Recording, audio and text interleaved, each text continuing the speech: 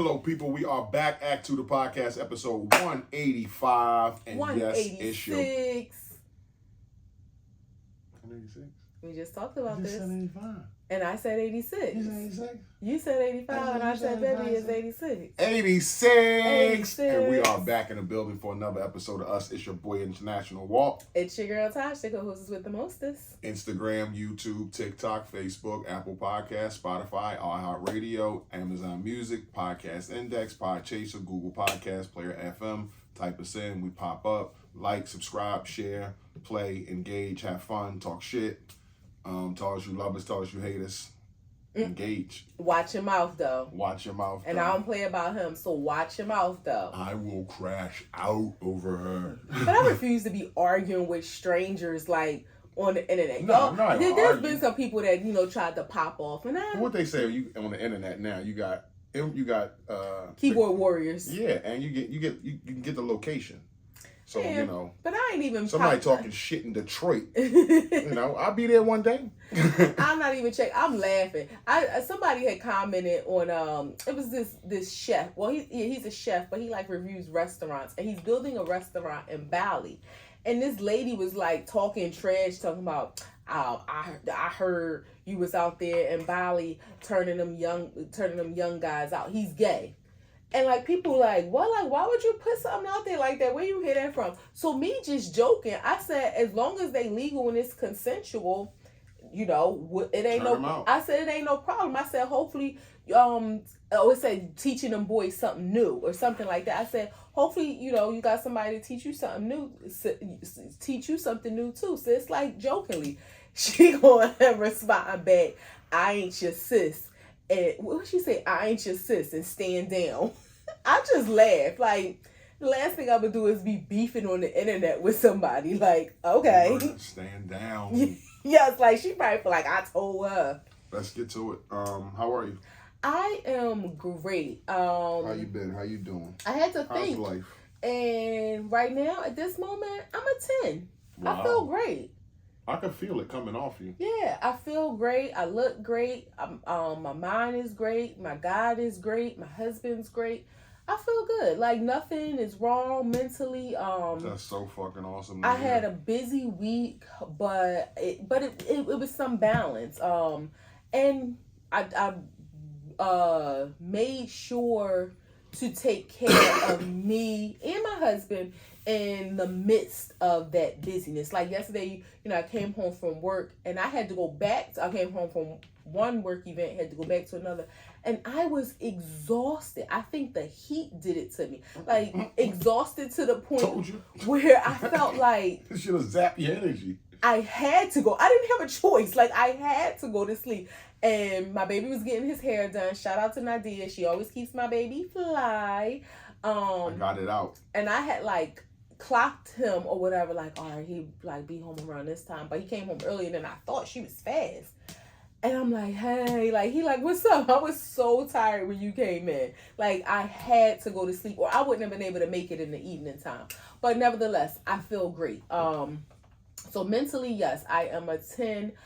Financially, I'ma still say I'm an 8 just because, God is good and we've been having great conversations and we got some moves to make and just want to continue to save because we don't know what the future holds with all the things going on in this world. But not only that, we also want to be able to be a blessing to others.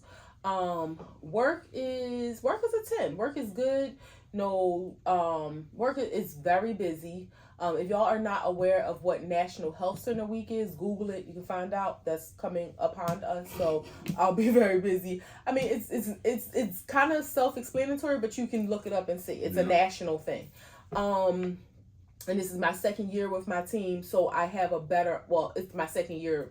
I'm in my second year. So this is my second time going through and I have a better understanding. And it's a lot of configuration and coordination of details. So I'm prepared for a busy week. And physically I feel great at this moment. I'm going to say I'm a 10. Nothing is hurting. Thank God.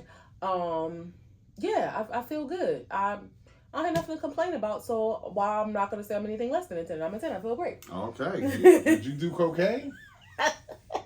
At all? Jesus Christ. I knew that was coming. Zooming, boy. You right? How are you? I'm good. I mean, sitting next to you, it's like energy is like good. Damn. Energy is contagious. Yeah, I feel good. Contagious. Mentally, I feel like a non-mental. I feel like a non-mentally. Finances is a big 8. Always leaving room for improvement there. Work is a 9. I've been getting it in at work, but it's been fucking hot. Like, because you only enter my calls all the time. Goddamn air condition on, but and yeah, I'm ready for the fucking weather to change. Mm-hmm. Like, you know, I want to go places where the weather's always nice, but here where I live at, I'm ready for the weather to change. I'm done with this heat shit, the summer shit. I need like the long fall. I want the leaves to change. I'm not looking for it to be 20 out, but you know, 62. 65. Last week we had a beautiful jeans. summer Like, night I'm good out. with that, yeah. Yeah, we went out to dinner and like just kind of enjoyed the outside. I'm ready for that. And physically, I feel like a 10. I'm a 10. I'm in, you know, feel good. My body feel good. My body look good. My body is changing.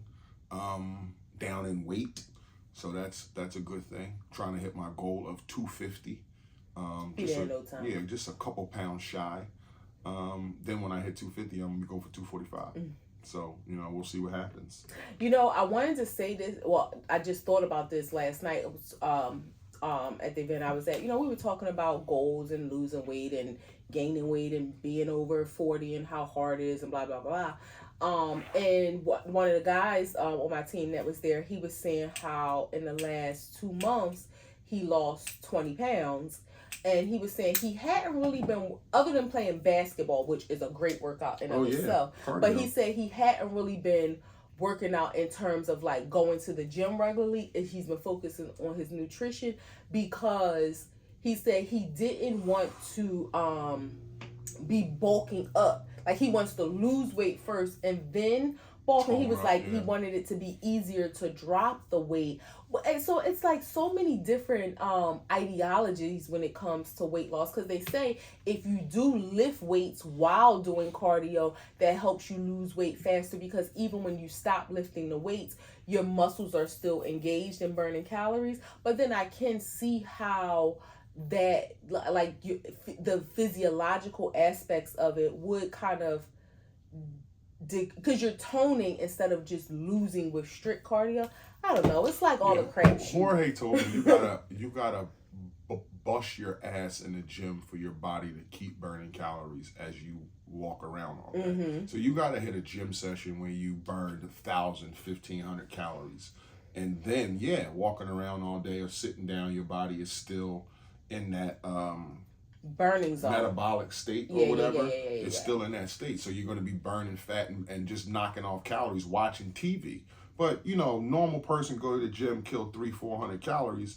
You're not going to just be sitting on the couch burning fat. Like, it's just not going to happen. I mean, you burn calories naturally, but not in a way to lose weight. No, you're going to have to like put some work in. It's for me, and I never really speak on this. I just haven't. But for me, what I've learned in the last year is like, it's nutrition and it's consistency. Yeah. That's the key to it. It's consistency, like showing up every day. And I know it's hard for a lot of people because people got life going on, people got jobs, but consistency is key. No matter what you're doing, to be consistent is when you see results. That's just my opinion. Yeah, but in the nutrition thing, that's proven. Losing weight is 80% nutrition, 20% fitness. Yep. So not to say like you can just sit on your butt, but you can not necessarily work out as much, but because it's really about calorie deficit. Yep. The less because again, your body is going to naturally burn calories, not a high amount if you're sitting while you're doing it. Yeah, but I'm just saying you'll naturally lose weight if you eat less, and then adding the fitness part on it. You know, I sound crazy sitting here talking about losing weight when that ain't my area of expertise, obviously. But I know. But you can speak from a standpoint of you've done it before. Yeah. so you know what it takes. It's I not do. like you can reference the work. Yeah. And what I think, and this is not known, I ain't throwing no shots. It's the consistency for me. I know that 1,000%. It's consistency. If you was as consistent as I have been able to be all year, you probably would be happy with the results that you got. But again, people got life, people got jobs, people got shit going on, and it's not something that you can do every day. Now again, everybody has something in their life where they cut some time out for themselves. Yeah. I think that should be a thing that people cut out for themselves, especially when you get over 40. Like, you got to have some time to be active. Absolutely. You have to. My problem is, and as much as this hurts me to say, I have to break my enmeshment with you in the gym. As much as I love going to the gym with you, I don't think you should. No, I have to. I can't depend on going to the gym with you and allowing it to be my only workout, is what I'm saying. Going to the gym with you is great when I can, but I can't depend on that to be my only workout, because like today, tomorrow, my schedule doesn't allow for it. So I have to still have it in my brain that I have to work out regardless. If I can make it to the gym with you, that is a bonus. If I can't, like you said, I still have to carve out the time, whether it's in the morning, the afternoon, the evening, whatever it is, however it works. So that's where I'm not saying my enmeshment, like, don't go with you, but I have to break the mindset of, that is my workout. Like, yeah, that's my workout when possible, but I still need to have a workout regardless. So that's what I have to train my mind to do, which I'm going to get it right. I think if you're over 40 years old, you should work out 5 days a week. And a lot of people might think that that's a lot, but I'm not saying do a lot. I'm saying it could be a walk. Yeah, do enough to be active, and don't do too much where you can't go back the next day. Like, leave the gym and feel like, oh, that was nice, but you're not gonna wake up hurting and where you're like, fuck that place today. Like, I'm too beat down. So that's where you get the consistency at. If you go there every day, 5 days a week, and do just enough where you can come back the next day.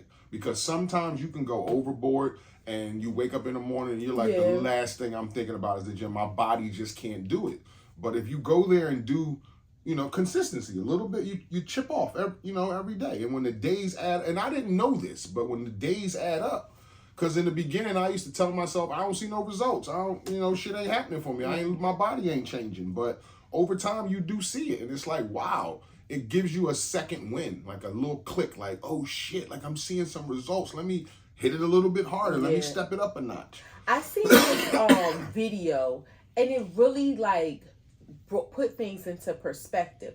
It showed a person working out and then an older person, and it related those exercises to activities that we hopefully will naturally do as an old person. So as an example, it was a guy doing squats, and he said, I do this, like doing the squats, so that when I'm older I can do this. And it showed an old person just sitting down and getting up. Because you think when you get older, that may be challenging to do if you haven't trained your body. Then it showed him like maybe on a treadmill or a Stairmaster, something like that. And he said, I do this. And then as an old person, walking up the steps. So that as you are older, you've trained your body to be able to be those fit things and do don't this. hurt no more. Yeah. And then he was doing some kind of exercise and raising his arms. And he said, I do this. And it showed an old person like reaching up to get something off a shelf. And it was like, it made sense. And it made me think about that documentary that we watched about the centenarians around the world who, like in Italy, you have these older people who live in villages that their homes are, at the top of a hill. So they got to walk to the bottom of the hill to go to the markets every day. And they walk up. There's no, Ubers in these small towns. There's no elevators. A population of like 3,000 people, and 500-600 of them are 100 plus. Yeah, but they naturally are engaged in activities that promote physical wellness. They're gardening, so they're bending and standing. They're not just going, they're not ordering Instacart like me. Yeah, they're also eating right. There's no Uber Eats there. They're eating the shit that they grow and eating like good food, fish and chicken and all that kind of stuff. But yeah, it's a challenge when you're over 40. Like being sedentary, like when you put that in perspective, I do this so I can do this. It makes you just think like all that sitting on the couch, and just eating and just watching TV and sitting on the couch and just thinking, oh, I worked today, that's enough. Like, no, the doctor tell you it's not active enough. Yeah. A fucking stroll around not the block. Not for most people. Your job is extremely active, but most people ain't on construction sites walking. You would have on your thing at work, and you did 15,000 steps just in a normal work day. Mm-hmm. Most people like myself who have sedentary jobs or office jobs, you might walk to the copy machine, or nowadays when people working at home, you walk to the bathroom, or you walk to get a snack, or you walk to get water, but you ain't really moving like that. So it's definitely the physical aspect of it for me is so important, because I realize the difference in just how my body feels, whether my back is hurting, like just the achiness when I'm moving, in comparison to when I've missed the gym a few days. Then the last couple of days I haven't been able to go, but intentionally when I'm at work, like today I had a very physical day. I'm intentionally moving just because I don't want to hurt. I don't want stuff to feel. I don't want to feel like, oh my God, I'm getting older. I'm grateful to get older because the alternative ain't what I want, but I don't want to feel it. Right. Yeah. And balance too. I also think not only nutrition and consistency, I think there's a and I was reading about this, I think there's a supplemental value to being to being healthy too, especially when you get to a certain age. And not like growth hormones and shit like that. I'm talking like a vitamin of some sort, and not just like any vitamin where you overdo shit. Like the vitamins that you need. Like you take a metabolic a panel, and you see what you're missing. A blood test. And then you get what you need. But I think there's some supplemental value to staying healthy and feeling good, especially when you wake up in the morning, like having that burst of energy. I think days of having a supplement of supplementing what you may be deficient in. And a lot of people take multivitamins. Especially when you're older. You can do as you choose. I talked to my doctor about that, and he was against a daily multivitamin because he says sometimes what people do is you're taking stuff that your body doesn't actually need. But like you said, when you do the metabolic panel, let's find out what you need. I need vitamin D. A lot of black women need vitamin D. So I take I take a vitamin D supplement every day. Now, if he says I need vitamin C, or I need vitamin B, or I need this, or I need that, or I need that, then I'll take it. But some people just because it's marketed like, oh, let's take a daily vitamin every day. Yeah, you think you're doing the right thing. May not necessarily need it. Right. I don't know if it's going to hurt you, but... No, but you think you're doing the right thing, and it's probably psychological, making you think, oh, I've got this vitamin, I got some energy. So, yeah, it's not a bad thing, but to take what you need and work out and be consistent and eat right, I think, like, that's the apex of it, where you're like, shit, like I ain't felt this good in a long time. I know we didn't get into Wiles and Woes yet, but I want to talk about too, as you mentioned that the healthcare system, because I recently heard a story. Yeah, so Wiles and Woes. My wow, well, let me just say, I don't have any woes. I'm grateful, thankful to God. I don't have any woes this week, and I'm just gonna leave it at that. I'm just grateful. My wow, I'll say, is it's my best friend / sister's birthday, Toya. She turned 45, and I'm just grateful. We talk about this a lot, not like in a morbid way, but we are at that age where like you're seeing people that you grew up with or maybe went to school with who are dealing with illnesses or unfortunately are passed away or are passing away, whether it's tragically or ill. And this is one of those what do you call it, the birthdays, like milestone birthday. She turned 45, but everybody who knows me know I'm a big celebrator of every birthday, especially a couple things triggered that in me. One, I have a cousin. She's a distant cousin, but her son passed away when he was very young. And it was like, oh, like, who's to say you celebrate 1, 5, 10, 15? He didn't see his 8th birthday, I don't think. So it's like, You can't take that for granted. My husband, for those who know, who had a medical emergency, I'm celebrating I'm going to celebrate every day that God has given him. He ain't going to let me bring balloons and cakes and, we can't go on a trip every day, but I'm celebrating every birthday that God allows us to see. But again, this is a monumental birthday for her, and I'm just grateful, that she's alive, she's healthy. So that's just my wow. Just happy birthday to her. You took cocaine like a motherfucker. I did not. Like, why do you keep Christ. saying that? I just feel good. I know. I just the rapidness of And you know what? speech. I had iced coffee today. That's probably what you and it wasn't decaf. It was regular. You sure? Coffee. With a shot or something? No. Espresso, maybe? No sugar. I didn't have any sugar today. I don't want to talk about it. Like her, I have no woes. No, I do. My woe is the heat. I'm sick of the heat. Mm-hmm. I want the temperature to change. Mm-hmm. I want to go into fall. I want to see some color on the trees. I want it to be in the 60s, low 70s. I could do a hoodie. That's where I'm at with it. So, yeah, let's take the shorts and put them up in the 95, 98, 103 degree days can go. I'm over with that. My wow is I'm looking to be somewhere other than this state coming up soon. So I would just put that out there. I'm looking to be somewhere other than this state coming soon. So yeah, I'm happy about that. That's it. You had mentioned this. What I mentioned, what I said a while ago, and we were on the same page about our American medical system, our healthcare system.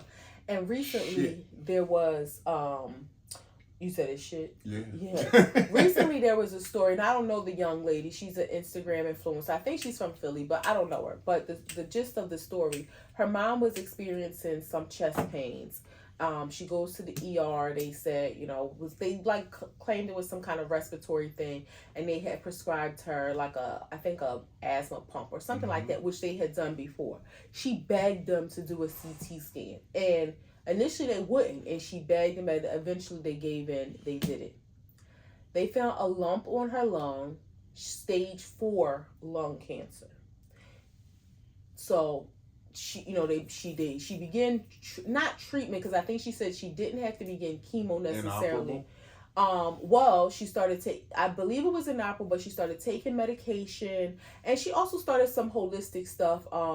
They deemed that she didn't need to do chemo, so it started to kind of reverse. She changed her diet. But I say all this to say, it makes me think about when you would talk about you go through TSA at the airport, you stand there, they do the scan. Why can't we get even if it's every 6 months, even if it's once a year, a full body scan to be able to detect you just gotta pay for these things. So I saw another story of a lady. She went to Turkey, and it was they had different packages you can buy. Her package, it was over 3 days, this high-tech medical facility where they did all kinds of regimens of tests on her. It costs, you gotta pay out of pocket to do it, but stuff that they wouldn't necessarily do in the US because it ain't medically necessary, but she chose to pay. Now people were commenting and saying, this is not anything that the regular citizens in Turkey have access to because it's so expensive. And I get it. It's not available to everybody because it costs money. It's not part of the normal healthcare system, but it's available. How much would you be willing to pay and the thing is, you got to think about it too. You go there, you get all this, unfortunately you may get some negative information depending on what your health is, but how much would you be willing to pay to receive that sort of concierge healthcare treatment? I mean, I think it's I'm gonna put it like this. It's not a number I can put on it because it's your health. So I'm not going to sit here and say I'd pay $50 million, but when you got that kind of money, that should be the number one thing that you put in your self-care is checkups like that. I have access to get these kind of doctors and get these kind of tests, and I'm doing this as if I go to my doctor every 6 months. I'm going to get this full body from hair follicle to toenail tests of my whole body, innards, outwards, skin, hair, blood, piss, shit, all that, like all the tests that they would do in America and the ones that they wouldn't do outside of America. I'm getting all that done because like that's something that, so if you got access to it, I think then you should. Well, let's not talk about like an unrealistic number for us. Like you pay quite a few bands for your teeth, right? So if it was $25,000, oh yeah, I mean, because there's nothing. But I'm saying I would pay more because it's like there's nothing better than knowing that you're healthy. Yeah. Like there's nothing better. There's no car. There's no house. There's no pile of money. There's no weed. There's no exotic weed. Like there's nothing more better than knowing, okay, I'm healthy. And that if you go to a facility, take 75 tests and come out and they're like, yeah, you good? I would pay for that. Let's do some research. I want to I definitely would pay. And I know they have them on different levels. I heard that you can go get one in Baltimore. Was it? No, in Boston, and it's only $2,400, and you can get the whole shebang. Oh, okay. And what's up in Boston? Sloan Kettering? No, that's in New York. Mass General? I don't know. Well, I mean, it's different hospitals. Like what major? I'm not sure. It could be Harvard. Yeah, medical school. But they got one of them places up there where it's like $2,500, and you can go up there and get the whole. But see, again, reason why I think I would be more interested in going internationally is because they're only going to do like FDA, like, so there are certain medical, I'm not going to say treatments because this isn't necessarily about being treated. This is more of a diagnostic service. But there are certain things that may not be approved here in the U.S., so they're not going to do it. Where if you go, like I remember, I'll never forget a story, and it was sad because, you know, people knew that he was lying. When I first started working in the insurance industry, this man took his wife to Germany to get some sort of cancer treatment. Well, internationally, medical services aren't covered outside of the U.S. unless it's an emergency. He tried to kick it like, oh, well, when we landed, she wasn't feeling good. We went to the emergency room. They said she was sick, and now she's getting all this cancer treatment. They denied it. They didn't pay it because you kind of knew, like, yeah, that you went there for that. But I get it. If you knew that they were going to do something that can help your help your wife that they are not going to do in the U.S. and it helps her, you'll be like, you know what? Fine, y'all, the insurance company not going to pay it. We'll find a way to pay for it out of pocket. She's good. Mm-hmm. So that's why I'm more interested in like what options may be. Like we look on TikTok and these mechanisms that they have in China to clean your house and like miniature washing machines and stuff like that. Like, so it just makes me think there are things in other countries that they may utilize that for whatever reason they're not approved here or not approved here yet. I would be interested in, and just on a diagnostic. I'm not saying treatment necessarily because I think that's a little more scarier. You're not going to get that in other. Well, you're going to these places so you can get a, like you said, a diagnostic report, but it's more preventative than what's the other word I'm looking. I can't think of it right now, but it's more preventative than treatment, and that's what America's about. They're not being proactive. It's not about being proactive. So they're not gonna. The FDA is going to pass all these tests because they're preventative tests, and we want you to be sick so so all the companies can make the drugs and we can give them to you. But we make so much billions off that, we're not going to take that away by like eradicating all this stuff by running all these tests on you. And so we're going to leave out some shit, let you get some shit. That's why they got these pinpoint ages for you to go get a test. If you want to go get your mammogram, start your colonoscopy. You got these tests and if it's more prevalent in your race and gene, then you should be able to go there when you of age. They should start testing you for that shit when you small. Like, do we see any traces of it in you when you 8 years old? Not you can't get a colonoscopy till you 45. And not only that, like what if this kid's dad died of of prostate cancer. His grandfather died, and you know he's prone to it. You can't gonna test him till he's 45. Well, if it's medical history, then I think you can start at 35, which is still What can the still fuck? be. I mean, again, I was gonna say it still can be. Yeah, That's like still what late. the fuck? It might be 30, which is still late. So I'm not justifying. I'm just saying it's still late. But and also to your point with the preventive services, women, y'all may know if you've been to the GYN, which I hopefully you're going for your annual or every 6-month visit. You know, we would get pap smears every year, and now for the last couple of years, they've been, trying to spiel this rhetoric of, oh, you really only need to get it every 3 years.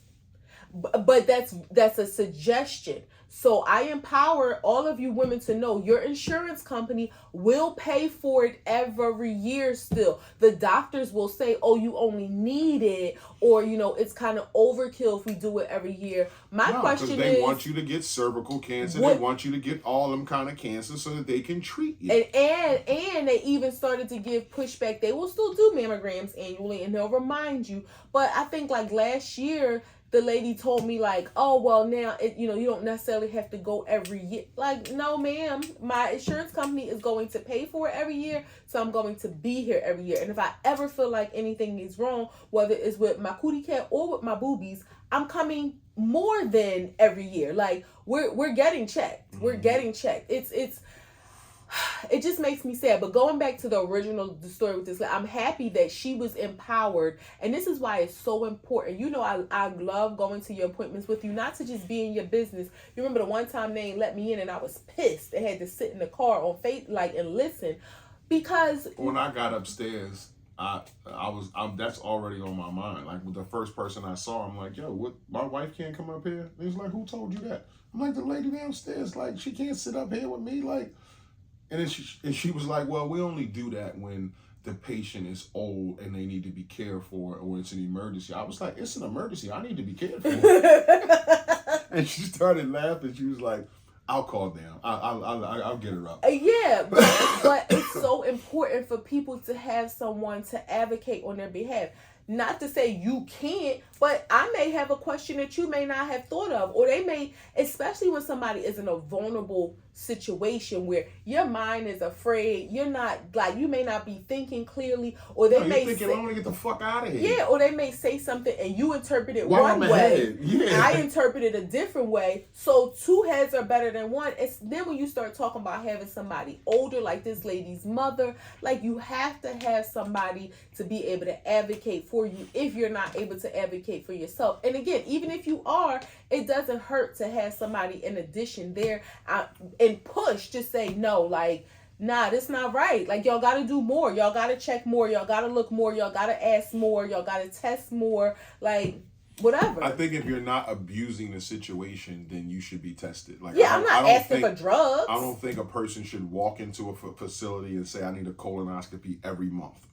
I think that would be abusing the situation. But if they walked in once a year and said, I want to be, on my annual, can you do a colonoscopy? I don't think that's a fucking problem at all. Like, I don't think that's a problem at all. I don't think a mammogram, I don't think a pap smear is wrong after a year. Like, they want you to get some shit where, okay, now you're on a list of, you have to take these drugs. You have to spend money on these drugs. Now you're almost like when they used to say when you're small, don't let the people get you.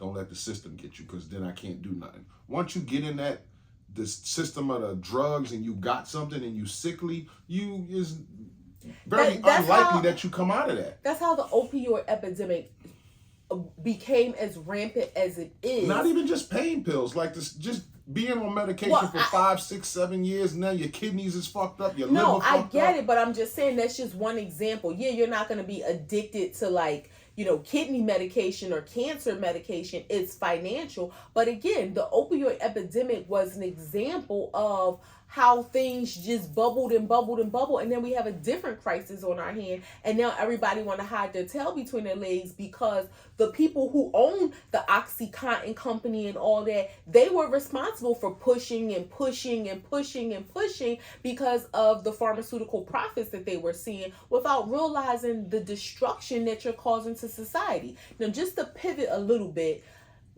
of course, we're in this political... They did realize it, though. But I mean, they Go ahead. did, but they didn't care. Their profits were more important than the people. That's different than saying you don't realize they're not caring, because they did all them tests and they knew that they was fucking people up. And again, this is why the lowest, when you go get your teeth out, they prescribe 10 pills and they say you got to take your whole prescription. Well, when you look up the science on it, you're addicted after 10 pills. After the seventh pill. After the 7th pill, you're addicted. So why do they give you 3 extra? If the addiction rate is after 7, this person's going to be hooked. Why is the minimum they give out is 10? And what they don't tell you is take and then tell you take all your prescription. Right. They don't tell you take as needed. If you're not feeling any pain, it's okay. It says take one every 8 hours, but guess what? If at that 8th hour you like, I ain't really hurting that bad, you don't have to take one. But they make you feel like, oh, I got to take this every 8 hours. Because people look at it, and it's medication, but people look at it as if, like it was, like say you're on heart medication or something like that. Yeah. So that's how they don't look at it like it's a drug or pain pills. Medicine. They it's look at it like it's antibiotic medication. or blood pressure or something. Is a perfect example. The doctor would say, take this every 4 hours. They just think, take one every 4 hours because I'm told to. Yeah. They don't want to question. Yeah. But I was about to dive into this political arena that we have, talking about healthcare. These are the things that I would like to see be thinking. Like when we are talking about policies, and I know, and I'm not downplaying the importance to some people that, women's rights are. And women's rights are important to everybody. Different aspects of women's rights may be more important to some people other than others, but I'm not downplaying that. But this is the agenda that I would like to see pushed further. The healthcare agenda. Obama did the work with the Affordable Care Act, making sure that healthcare was accessible and affordable to everyone. Now we have to think about, what does that affordable and accessible healthcare look like? Just because we can go to the doctor, are we being treated correctly? Are we being treated properly? Are we really being treated like to be preventive in us developing disease? That's not the way. And so it's like, this is the agenda that I would like to hear. If I had to ask some questions, in a debate, or if I had a chance to ask either candidate some questions, I would like to know more about where their mindset, or if this is even in their vision. And that's what I'm trying to get in. That neither one of these candidates is running on healthcare. Like, that's not what the campaign's about. A lot of them are running on a bunch of other shit. Like, I think there's some education in there. There's police reform and shit like that, but none of them are running on healthcare. But Kamala Harris is big on Black women's maternal health. Like, what do you think about that? I think it's extremely important. There's a maternal health epidemic, and specifically a Black maternal health epidemic, where us as the United States, thinking that we're the biggest, baddest, brightest, best ever, we are behind some developing countries, which, in the past they may have been called second world or third world countries, but that's now a derogatory term. If you guys aren't aware, they're now referred to as developing countries. Whatever you want to call them, we're behind some less developed countries. So again, we want to think we're the biggest, baddest, brightest, best country, but yet we have women dying doing what women have been doing since time immemorial. And what is specifically impacting Black women more than any other demographic is because they don't listen to us. So let me ask you this. Do you think this is by happenstance, or do you think this is on purpose? It's systematic racism. That's why it's happening. Can you just pick one of the words I'm saying? Is it on purpose, or is it by happenstance? It's on purpose because people are they designed a system where we know that this is going to happen to these Black women, or do you think it's on purpose that we don't listen to Black women, we don't care if they're in pain, and this is the way that this system is set up to do? Which one is it? I think it's on purpose because nobody's being intentional about doing things differently. Right. So that's why I think it's on purpose, because we know the system. When you have these rants like this about, and I know you're passionate about this, when you say something has to be done, like it's on purpose. Yeah, it's not on purpose. Yeah, that's what, and I feel like it's on purpose. It's not like, it's something that's just sprinkled in the air that black people. This isn't a genetic trait that we die having birth. That it's not like it's not like black people are more prone to get sickle cell. That's genetic. Jewish people are more prone to get Tay-Sachs disease. Cystic fibrosis is also more prone to one specific ethnic group. Dying giving birth should not be specific to any specific demographic of people. Right. I use specific too many times in that sentence. But I understand where she was going. It's a result of systematic racism. They're so used to black women being so strong, bearing the brunt, being able to hold down the family, hold down the fort, hold down the struggle. So if a black woman comes in and says, "Look, let me land my plane." But it's your choice of words, though. Like you say, there's there when you imply them. The white medical people, professionals, the medical professionals yes, are so used to.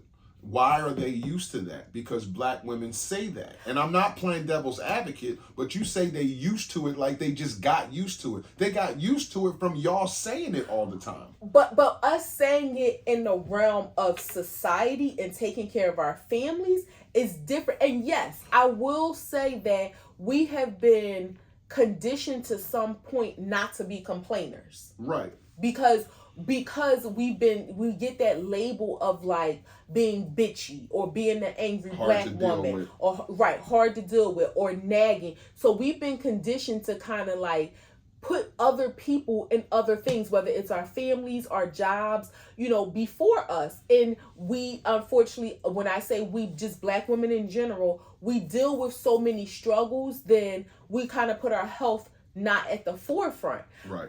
And we have it's one of them things where you teach people how to treat you.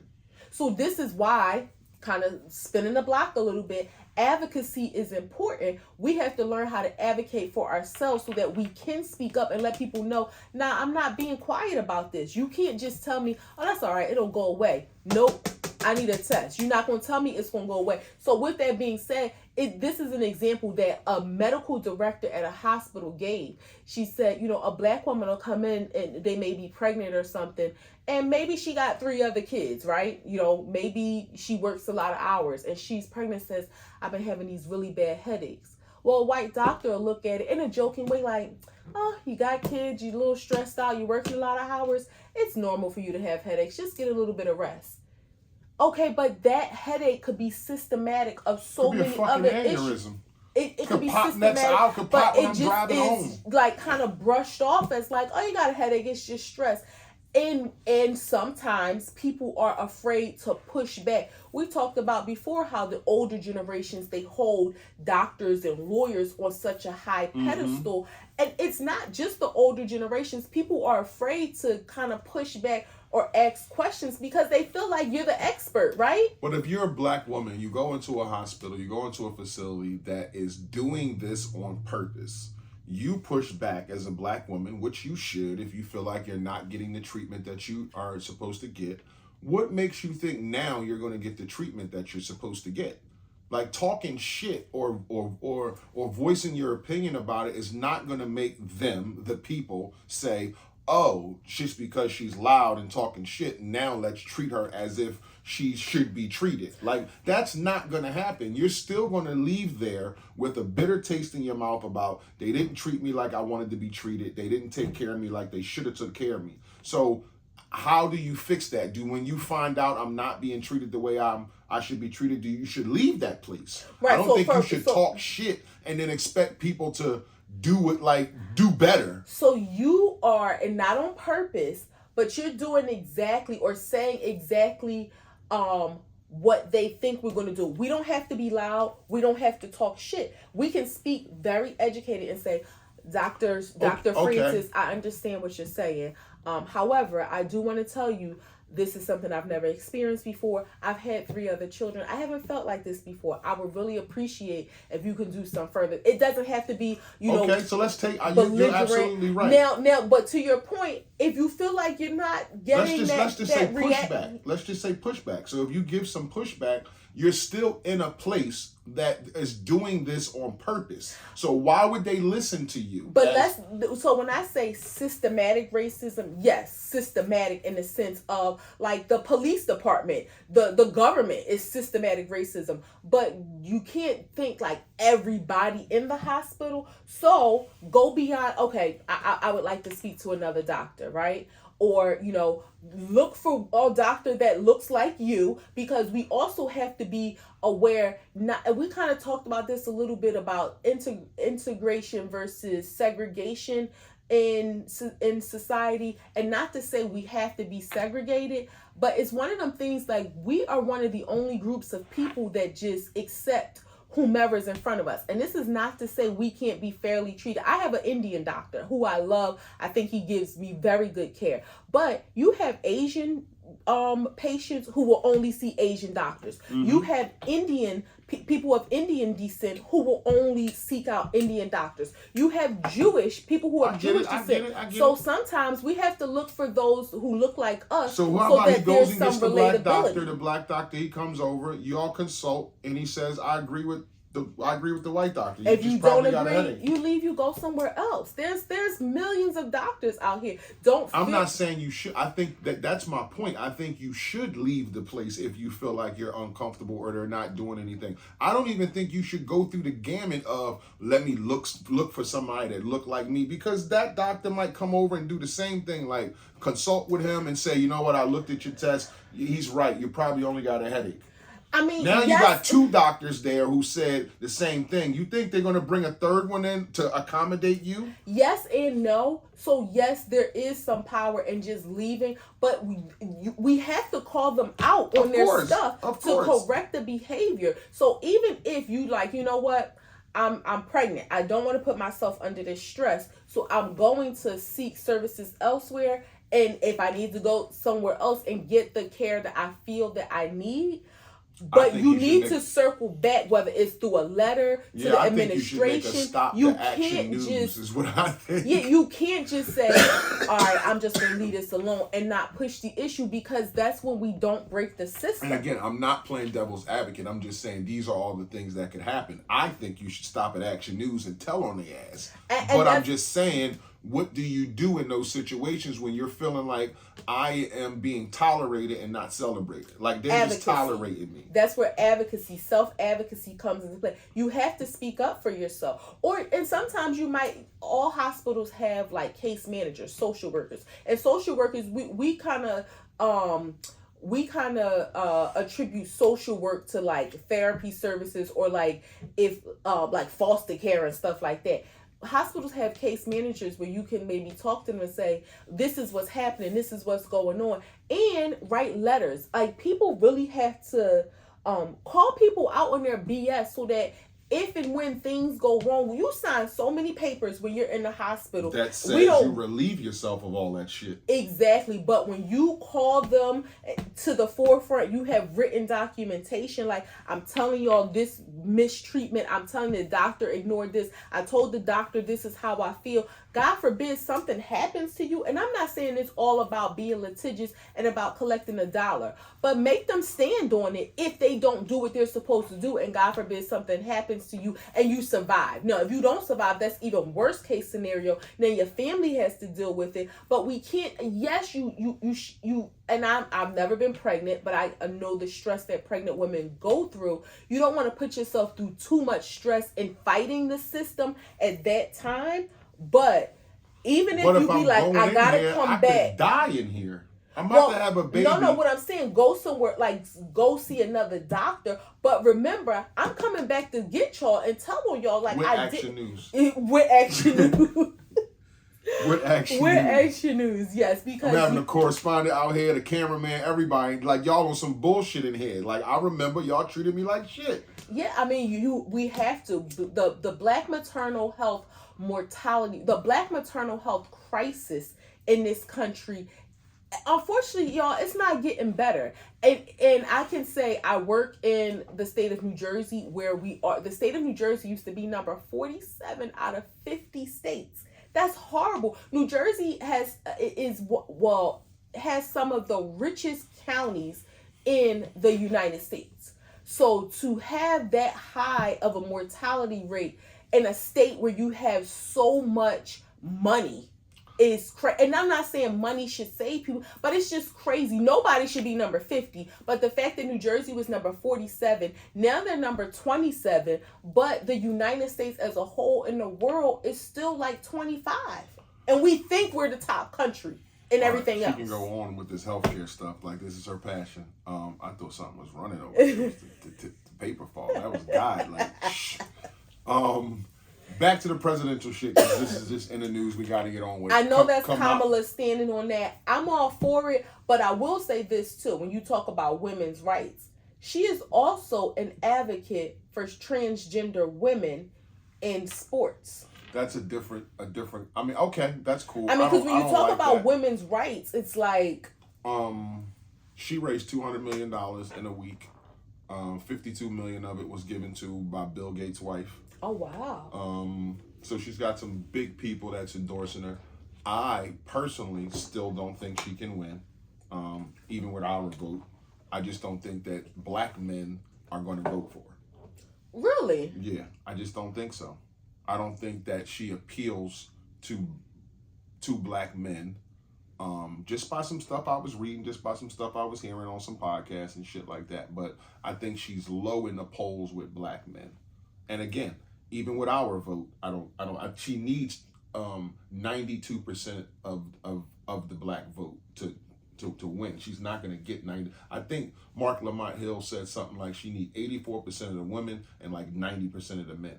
And what about the white vote? Because she's good, like she's not going to get, but she needs those states that got those black men in there who vote. So, and she's probably not going to get that. Even with all this stuff that she did, he's still, and you know he's close to that shit. And I'm not saying like he knows everything, but he mentioned like, okay, I don't think that she can win. It's too short of a time, and she's going up against a lot. I mean, it's all conjecture. None of us really know, right? Right. And I still stand on, I think it's 50-50. And I'm going to tell you why I think it's 50-50.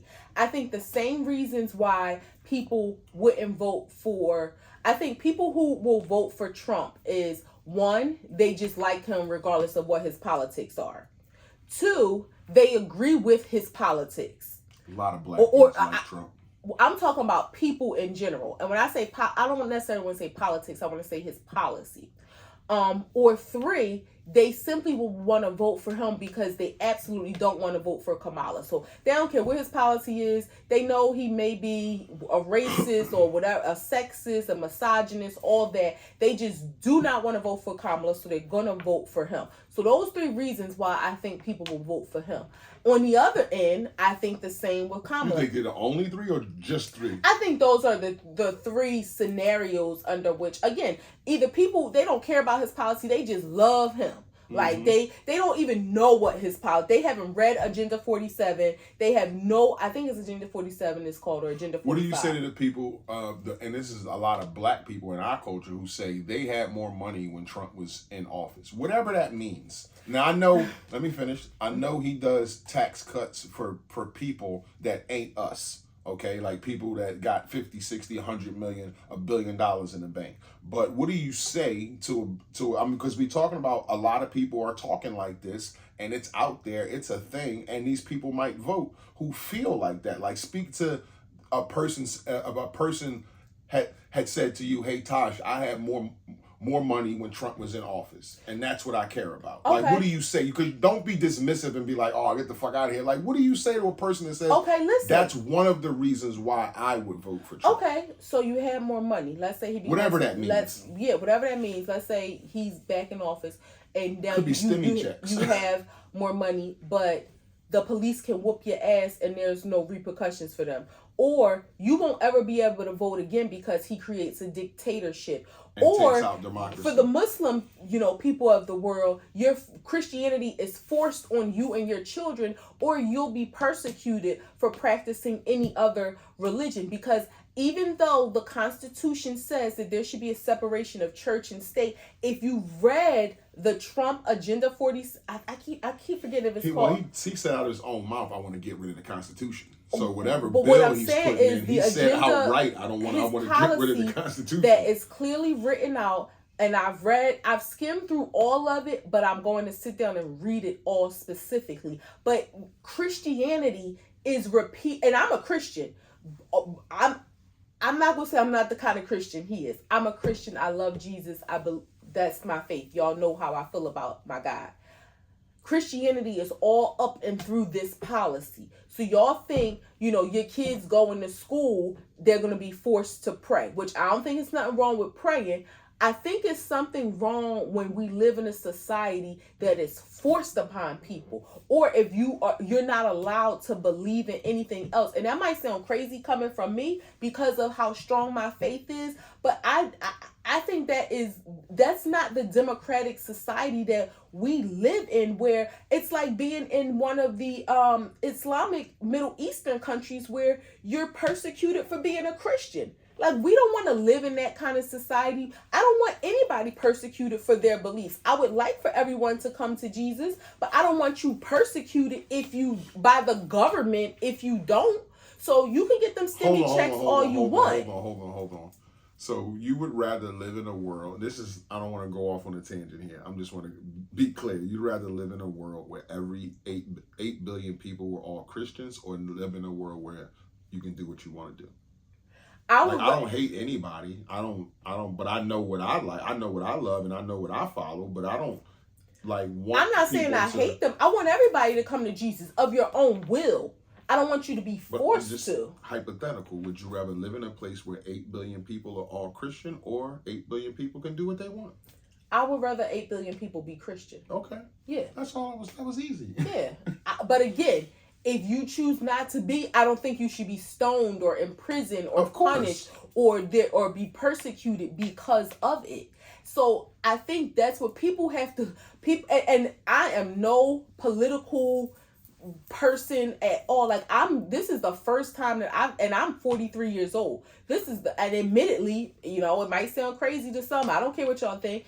This is the first time that I've taken the time, because I wanted to be able to understand, what is he standing on? Like, he's trying to separate himself from Project 2025, because I think he realized and his people realized, if he's attached to it, nobody's gonna fucking they're gonna stop it. But if you read his agenda, which is clearly written out, it's not well written. Babe, but I heard this thing was like 900 pages. You're not gonna read that. It's not 900. Project 2025 was like 900 pages. Oh, I'm about to say, you're not going to fucking This read is not that long. It's on the website. I skimmed through all of the pages. I want to say it might be like 75 pages. It's less than 100 pages, I think. But again, so to your point, to the people that's talking about their pockets, if you're not able to spend that money, or if you're at a job and everybody got to stop at 12 o'clock and get on their knees and pray, or we live in that kind of society, or, your kids are going to school, or we go back to like a Handmaid's Tale type of, watch Handmaid's Tale if you're not familiar, and we go to that not go back, but go to that kind of society. What are you saying right now, baby? You on the airways. We never was there. I'm sorry, it felt so real. Jesus. But if we go to that kind of society, talking about sauce, then you're gonna realize that, yeah, them stimmy checks wasn't worth your freedom. No, I don't think it is. And you just laid out a valid point to somebody who would say, hey, I had more money when Trump was in office. But I mean, my response would be, read his agenda and then see where you stand. If you can say 3 to 5 reasons why you would vote for Kamala, there's a person out there that can give 3 to 5 reasons on why they would vote for Trump and stand on it like you would stand on it. Now, so again, I'm not standing on voting for Kamala either, because I don't know her policy yet either. No, nobody I don't know. Nobody does. These are all the things that we're talking about, are all the things that she stood on in the past. Nobody know what she's running on now. There's a lot of black folks out here who are just going to vote blue just because. Their motto, vote blue no matter who. Yeah, no matter. And that shit is old. That shit is a bunch of promises.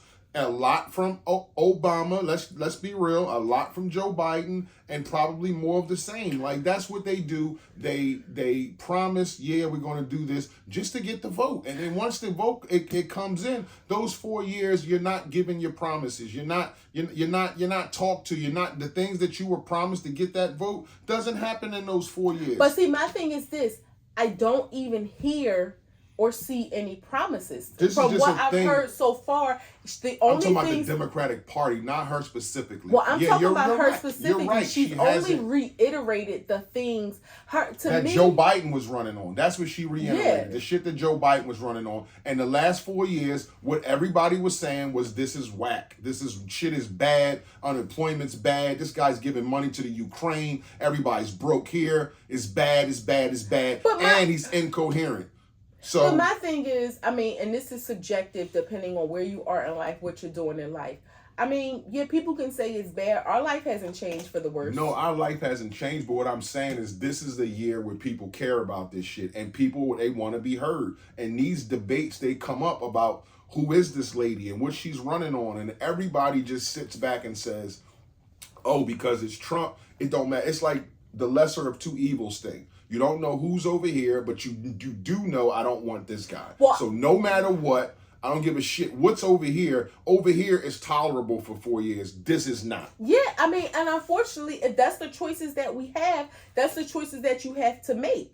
I mean, you have to go with one or the other. And I'm not saying she should be excused for not having a plan, but so far the plan that I've heard from him, I don't want to live that life. And if the last 4 years have been bad under Biden, we've survived it. I mean, it hasn't been bad for us. Thank God. You know, we've been able to maintain, and, you know, we keep moving as we did the prior 4 years. So I do want to know more and hear more from her as to what her plan is. So far, to me, her plan has just been anti-Trump, but it hasn't been pro nation and what we're going to do for the nation, or you know, how we're going to progress and advance. And that's what I want to hear from her.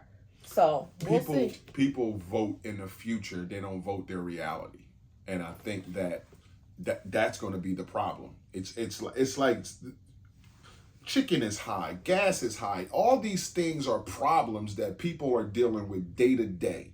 And it's like it hasn't changed in 4 years. Actually, inflation went up. And if that's you have a true. Person, inflation, yes, it is true. Inflation is down. The cost of goods and services is not impacted by inflation. And that's what people have to understand. Inflation itself is down. The cost of goods and services is up because of financial greed, because of businesses being greedy. You got to think about this. So whose watch that is on is all I'm saying. We don't have to get into that, but whose watch is that on? That's on Biden's watch. That's on the Democrats' watch. Well, there has to be some legislation put into place to stop businesses from being able to be greedy. Yes, that is required. And who's going to do that if Kamala is saying all she has is I'm going to do what Biden was doing because it's so short of a time. If he was doing that. So again, do you want to pay less for chicken, or do you want to be, you know, made to get on your knees and pray every day at 12 o'clock? I've said clear, I do not want Trump to be president. But what I'm saying is I don't want to be one of those black people who just vote blue no matter who. I'm not saying that's your reason. Like, that shit is crazy to me. I'm not it's saying like that's your reason. You just keep getting spoon-fed a bunch of bullshit so you can go vote, and then you don't ever get nothing that you asked for. You don't ever get anything. And then it flip-flops, Democratic, Republican. As far as the presidents, it kind of flip-flops every 8, you know, depending on how long they're president. But it's like when their Republicans are in there, you're right. Our life doesn't change from day to day, not unless it's we ain't Trump. Get no stimulus check. No, but what I'm saying, if it's Trump, life can change from day to day. Because I could leave here and not come back. You could leave here and not come back. Like, it could be some law change where it's like it's crazy out here. But I don't want to be one of those black people that just vote like, what's the motto?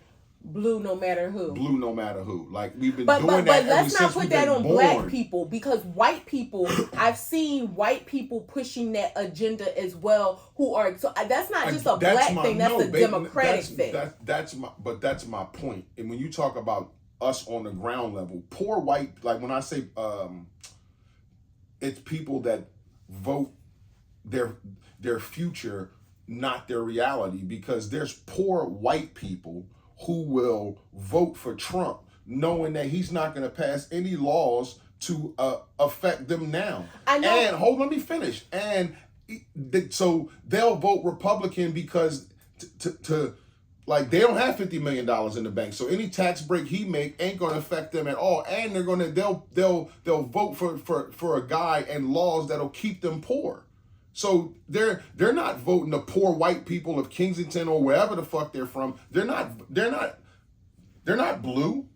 What I think they're voting white because they still think that they're better than us. But yet you just said you had Bill Gates' ex-wife give $52 million to Kamala. So it's not all, that's what I'm saying. It's not just black people voting for Kamala. But you're talking about one, that's an anomaly. That's one white lady. That's a billionaire. But it's not one white lady. What I'm saying is there are a lot of white people voting for Kamala that don't agree with Trump's agenda. And they may not necessarily love the fact that it's Kamala, but they don't want to vote for Trump.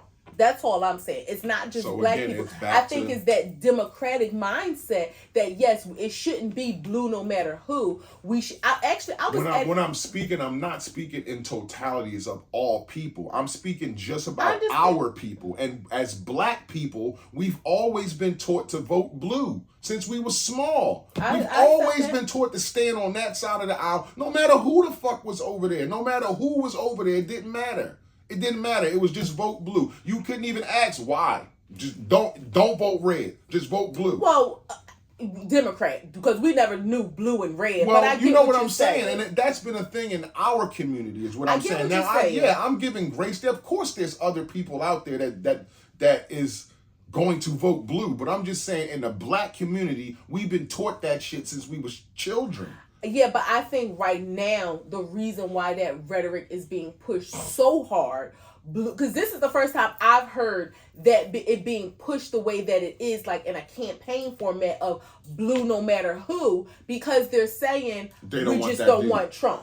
But I do agree that it has been like, you just automatically vote Democrat. Straight down the line, you don't know who they are, you just vote Democrat. Yeah, going there all Democrats. But in this case, I think it's like, we don't care who it is, and this is coming universally for those who don't want Trump blue no matter who. As black people, as people in general, I would just say educate yourself on policy on both sides, because it can be scary. And don't let stimulus checks, don't let low chicken prices, don't let low gas prices lure you in. But also don't just say, oh, she black. But that's that's the key for me. It's like the low chicken prices, the gas, the people on the ground, the people that they want to come out and vote, not the rich people, not the affluent people. Those are the people that are going to fall for that. Those are the people that shit affects them on a day-to-day basis. So they may fall for lower chicken prices, because it's like I'm paying $400 every 2 weeks for food, when I wasn't doing that 4 years ago. I get it. So it's an immediate fix. It's not worth it. You got to think, money is the root of all evil. And I know lack of money is even worse, because you would do anything. The stress, the anxiety. You would do anything like have someone potentially in power who could severely diminish your livelihood. Right.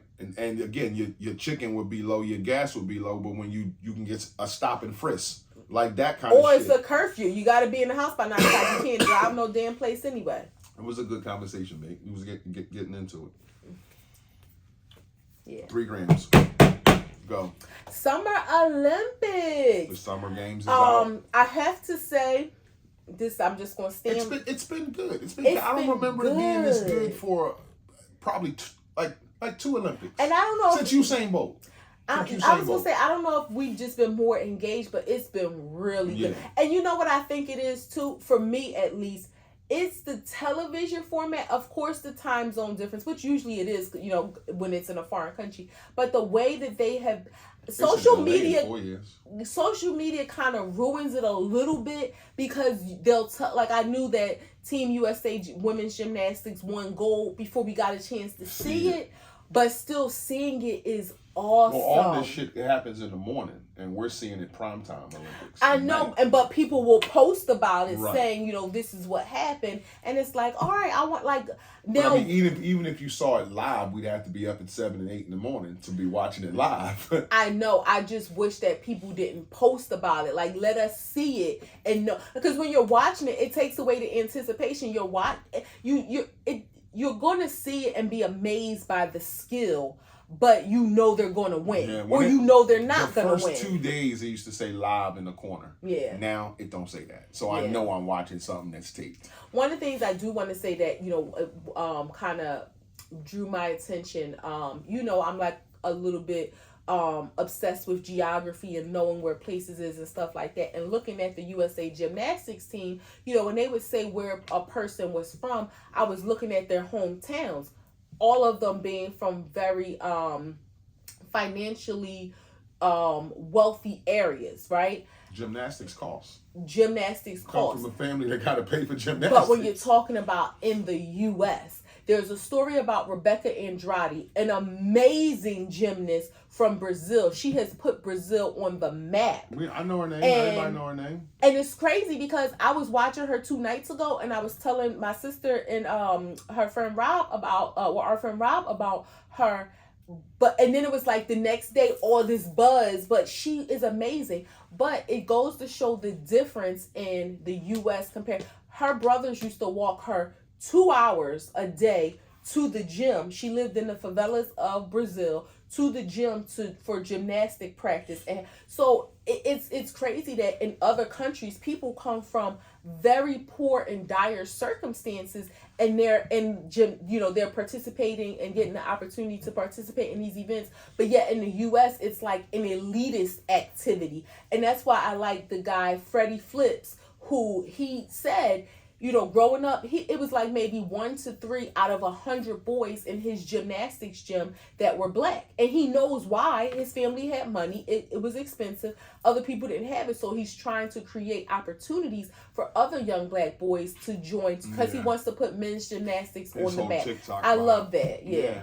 It's his sport. So, that's what sport is. But I love the transparency. Yeah, you fall in love with it. You want everybody to do it. It happened with skateboarding. It happened with a whole bunch of BMX bike riding, like all that shit. Like when black guys got into it, they wanted to put it on the map and make it. But I love the fact that he's admittedly saying that he knows why it's expensive. Yeah, but he wants to help. So I just thought that was really awesome. And all those sports are. Track and field, gymnastics, like basketball, like all them sports. If you want your kid to be in it full time and having fun in it, it costs uniforms, sneakers, travel.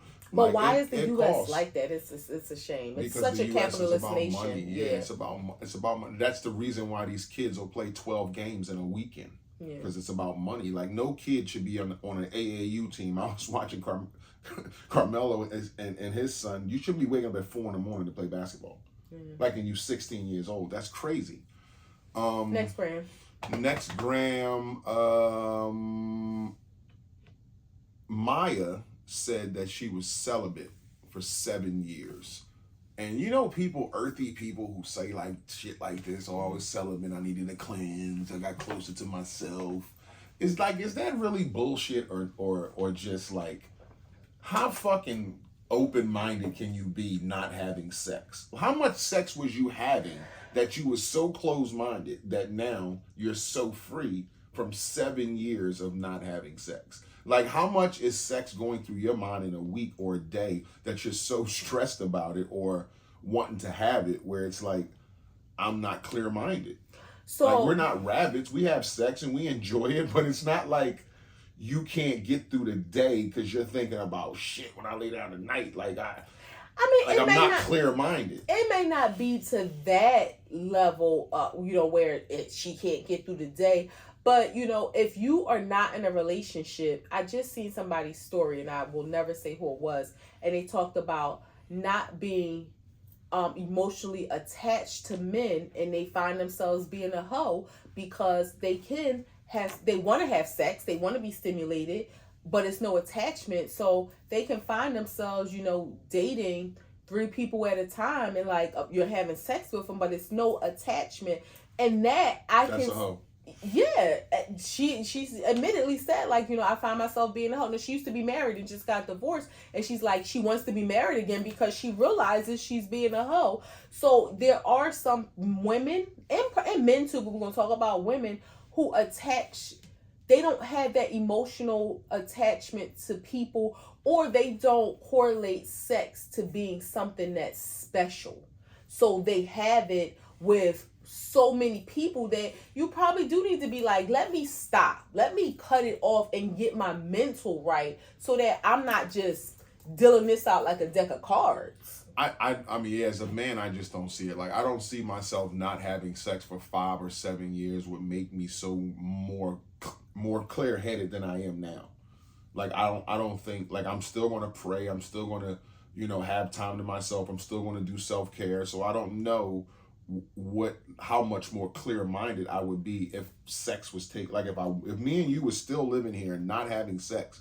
Like, I don't know how much clear-minded I would be. So I think she's saying that as a single woman. But it's celibate. Like, you can make a decision to be celibate. It's not like anything. You don't have to be single to be celibate. I'm not saying you have to be, but I think she was. I don't think she was in a relationship with somebody and celibate for 7 years. That's probably irrelevant, but I'm just saying, you make a decision to be celibate. If you said, okay, I want to be celibate, that's a choice, whether I disagree with it or not. You don't have to be single to be celibate. I'm not saying you have to be. I'm just saying you compared it to us living here together and being celibate. I don't think that was her situation. No. But I don't think we can understand it because we haven't. It's like having a monkey on your back, but sex being a monkey. But what if it's just like I got a lot on my mind and it's just like one more thing I don't need to worry about. I just need some time. I want to just focus on these things and not have to do that. And when I do that, it kind of throws me off. Then okay, she needed to take that off the plate.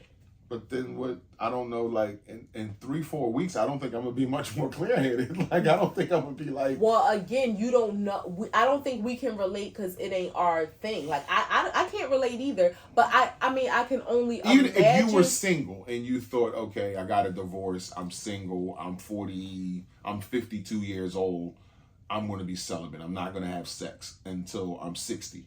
You just put a marker on yourself like that. I'm 52, I'm not going to have sex, and I'm 60, I'm going to find myself and travel and do shit.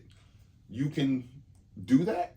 I think I would be fine in doing that because I want to have sex with you because I love you and I need you, and like, I want to make you feel good. I want you to make me feel good. But if I didn't have you, I'm not like, I don't think I would be a person like, I just got to get my rocks off. I just got to find some. Some people are like that. Horny as a motherfucker. Yeah, I think I would be. Some people can't be content within themselves. Some people don't know how. I love that we can have intimate moments that don't involve sex at all. Some people, that's like an obscure thought. Like, what do you mean? How do you have intimacy without intercourse? And it's like that's not an interchangeable term. Intercourse is intercourse, intimacy is intimacy, but some people don't know how to be intimate without it, or they may have a poor relationship with sex, whether it's through abuse or lack of love or whatever it is. So for me, I think I could do that and be okay. But for some other people, it may be a struggle. Some other people might be like, hell no. Yeah. I just don't see, like, after 7 years, I would think you're so backed up, or you're, you know how you don't ride a bike for a long time, you're a little wobbly. Forget. Yeah, like 7 years. I mean, you forget, but once you get back going, you remember. But I wonder, does celibacy, okay, that's not having sex, does it mean you can't masturbate? Or does it mean you just can't have sex with somebody else, with another person? I would have to look up the definition. The definition might be intercourse. It might not mean you can't be intimate. You wasn't necking and flicking. You might have been flicking a bean. No, okay, but I mean, like, celibacy, it could mean intercourse. So that could take the kissing. She could have been kissing and necking. Yeah, she but just no sex. Yeah, but I'm saying, hand jobs. Can you have intercourse by yourself? She could have been flicking the bean. Or intercourse by yourself. No, intercourse. No, I don't think you can stick anything in you. I think that's the act of being celibate. Yeah. Ooh, child. Last brand. The fact that trans seems to fall under identity crisis, being born, as they say, in your and you don't feel like you're that gender. Do you think that's mental health? Yes, it is, and which is why the surgery can be covered by insurance companies because it's deemed as a mental health condition. It's called body dysmorphia, where you think What was body dysmorphia 20 years ago? Wasn't it something wrong with your body, like well, it's you thinking something's wrong with your body before all the trans stuff? So to take that off the table, like when we was kids, what was body dysmorphia? I don't think. Well, I think that was probably you thinking you're fat and you're skinny. Maybe Okay, you so know, that like fell under, like, being anorexia. bulimic and What kind of anorexic? fall? Yeah, Okay, yeah. So those now again, I think putting tits in, oversized. maybe well that's not no. I mean that's so we talk about mental health. That's not necessarily considered mental health. And maybe it should be when you overdo it and you got size Z titties. It's like what do you see that we don't see that you think that's you don't okay? think that they're big enough, and it's like they're covering your face now. Yeah, but that's not necessarily considered. That's just probably a poor judgment at the cosmetic surgery office. But it is considered a mental condition, which again is why. Sorry, not to revert back. Read Trump's agenda because he wants to reverse that where it will not be. So for those who may be part of the trans community or in support of or have some correlation to who, would want you should read that because that will no longer be allowed for our federal tax dollars, meaning if you have Medicaid insurance or something like that and you're diagnosed with body dysmorphia, it ain't gonna pay for your surgery and procedures anymore. So that's part of his policy as well. But it is considered mental health, which is why it is, it can be covered. Any services covered by an insurance company, there has to be a diagnosis to say this is the reason why we're doing this. So that reason is deemed a mental health disorder. You know what's crazy to me? But the community doesn't think so. I don't necessarily know that the community agrees that they're mentally ill. I think that's like a catch-22 by that when you say because you're trans you're mentally ill. That's a catch-22 because if you don't want that to be on paper, then pay out of pocket for your surgery. But it's going to be deemed as such if you would like assistance from your medical insurance to pay for it.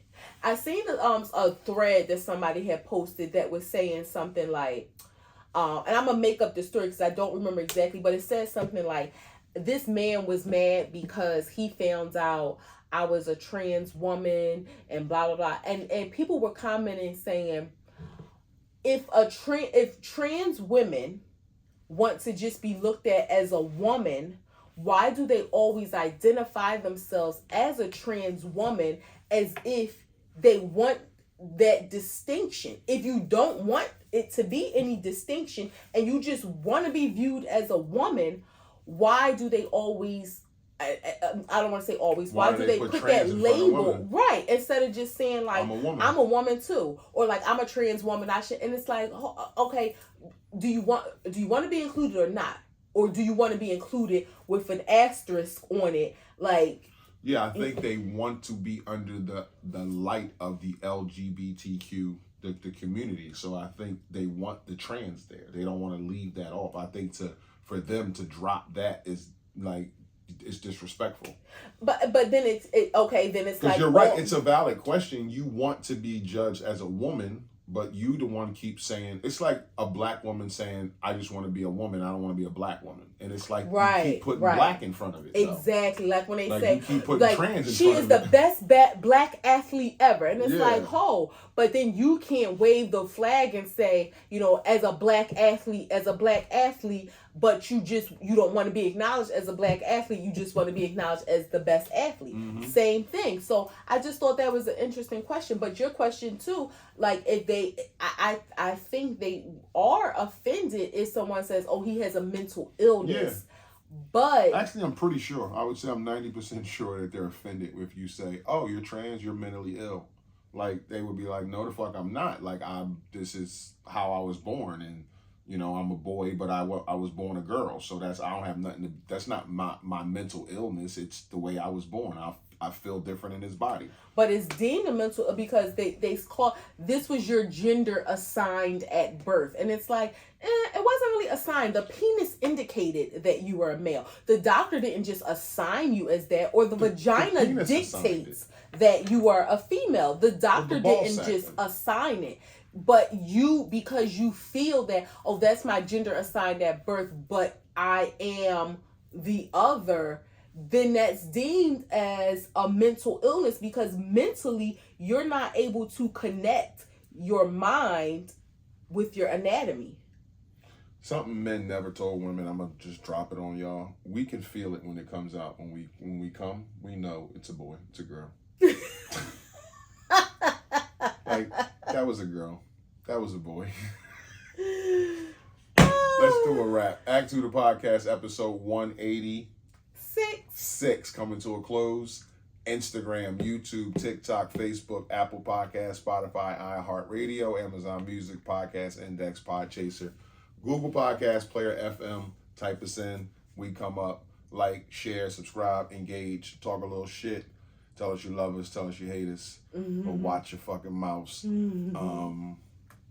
Anything? There's a clock ticking that none of us can see, so celebrate every day like it's your last with gratitude. Damn, that landed on me.